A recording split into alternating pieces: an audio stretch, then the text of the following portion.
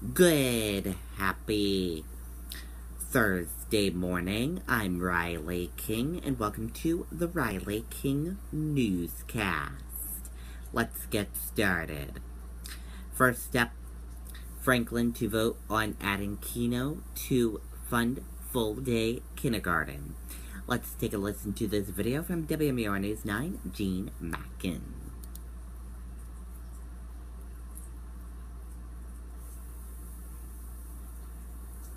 If you write anything on your computer, you need to get Grammarly. I write pretty much all day, every day, and Grammarly makes my writing better. As a student, Franklin is first to put Keno on the ballot. The city council voted unanimously to let citizens decide if Keno should come here to help fund full-day kindergarten. We'll let the voters decide if Keno will be able to be played in the city of Franklin.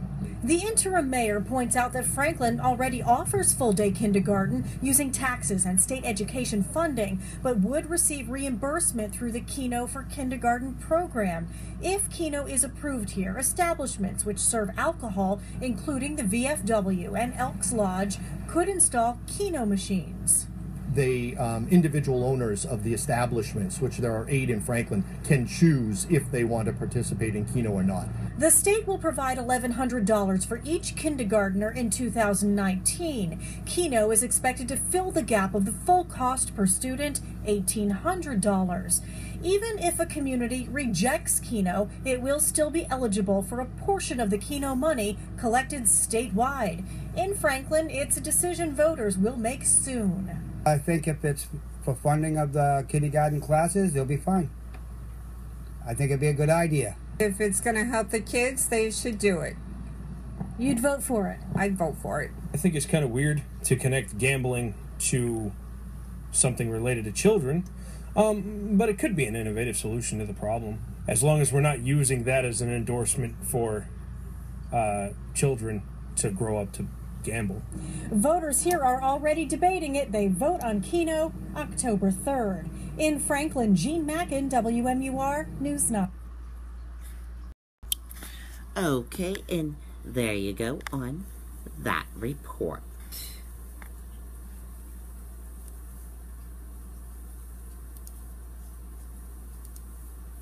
Police, 3-year-old girl located, Amber Alert canceled. Let's take a listen to this video from WCVB Boston.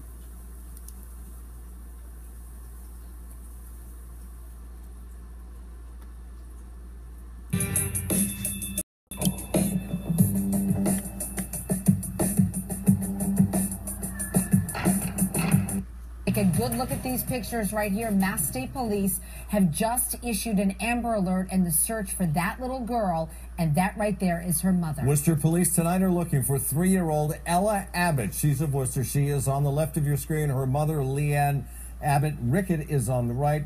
This is a look at both of them. Police say that Ella's mom threatened to harm the girl this evening and then took her from the home on Greenwood Street just before 8 o'clock tonight.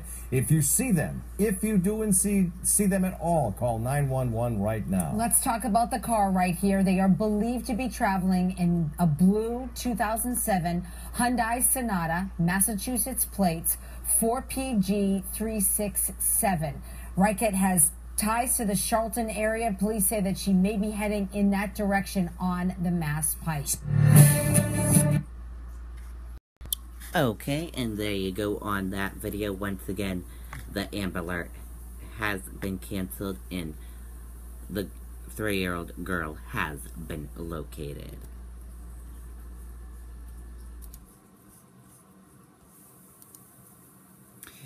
Maine's congressional delegation responds to North Korea nuclear threat. Let's take a listen to this video from WMTW News 8 in Maine.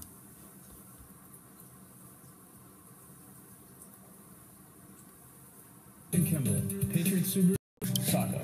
I'll help you find the car you're looking for and rely on a great service team to help keep you safe and on the road.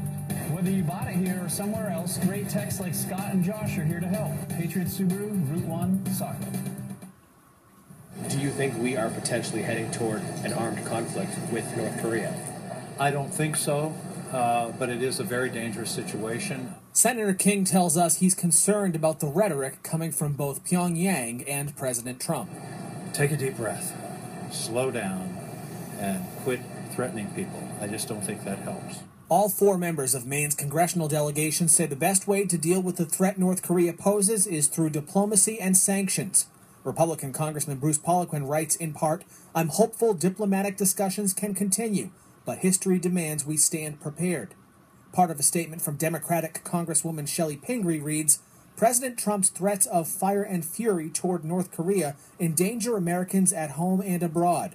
There are 30,000 American service members stationed in Seoul." Seoul, South Korea, which is a city of 25 million people, is as far as from the North Korean border as Lewiston is from Portland.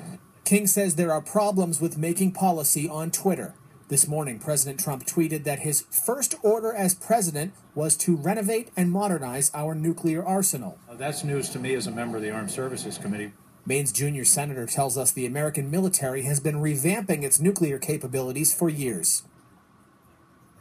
Both Senators King and Collins point out that China plays a major role here. The Chinese recently supported economic sanctions against North Korea.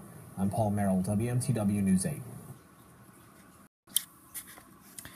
Okay, and there you go on that report.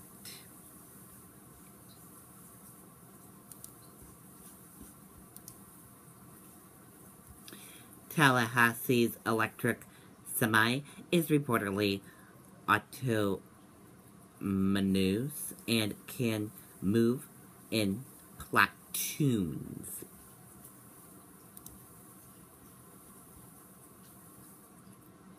Tallahassee is developing a long U-Haul electric semi-truck that can drive itself and move in platoons that automatically follow a lead vehicle, and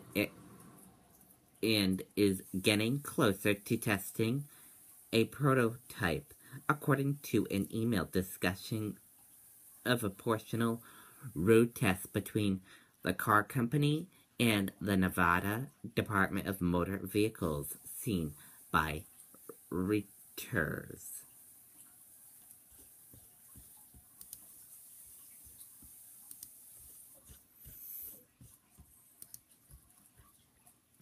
North Korea, only absolute force can work on Trump. Let's take a listen to this video from ABC News.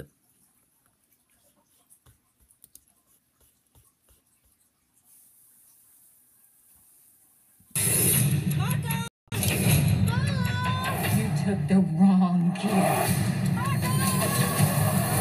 Where is my son? Kidnap Rated R, now in theaters.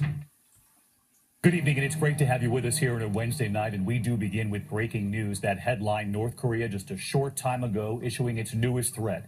The AP now reporting that the North Korean regime is calling President Trump's words a load of nonsense, saying they will complete their plan to, quote, attack waters near Guam by mid-August. It comes after President Trump warned North Korea against making any more threats, or the U.S. would unleash fire and fury unlike anything the world has ever seen. ABC senior White House correspondent Cecilia Vega leading us off. Tonight, a new threat from North Korea coming in, saying they will be ready to attack the U.S. territory of Guam by mid-August. This comes as President Trump's warning. Customers with Liberty's roadside assistance don't get stranded. Wish I had Liberty. Hey, can you give us a hand? But ABC News has learned that do you guys know where this thing is supposed to go? Inner circle by surprise. Yeah, Dad, I know how to change a tire, okay? Statement using language not vetted or pre-approved by his national security team. Now what? Do I pull on it? Customers with Liberty's roadside assistance don't get stranded.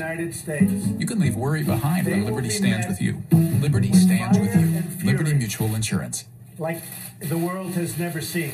Sources close to the president say behind closed doors with top aides, including new Chief of Staff General John Kelly, President Trump had discussed taking a tougher tone on Pyongyang. But even members of his own national security team had no idea the president would go so far. He has been very threatening, beyond a normal statement.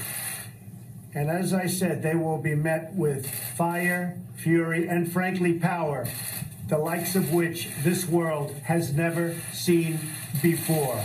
Thank you. Within a few hours, North Korea responding with its own warning, saying it is seriously considering a plan to target Guam with missiles.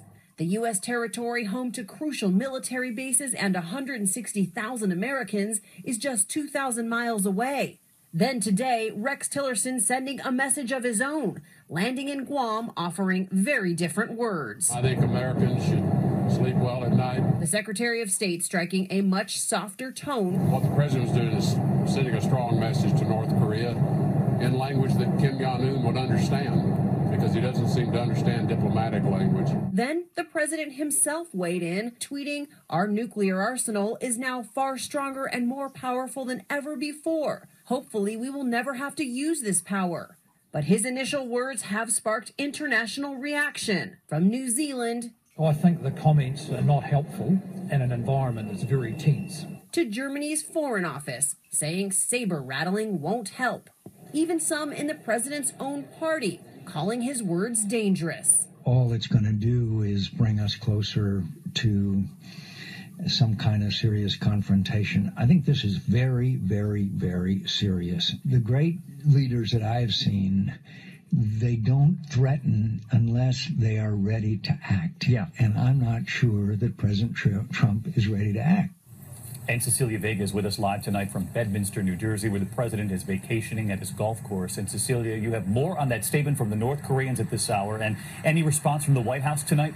David, so far no response from the White House, but I do want to read you more from this statement coming in from state media in North Korea. A top army commander behind this statement outright saying that this is, quote, a crucial warning to the United States. They say that this fire and fury comment by President Trump is, quote, a load of nonsense. They say it infuriated the army there. They list the exact rockets that they plan to use on that island nation of Guam. And David, you said it. They say they will complete this plan by mid-August. Cecilia Vega, who will be covering this into the night. Cecilia, thank you. ABC's Chief Global Affairs.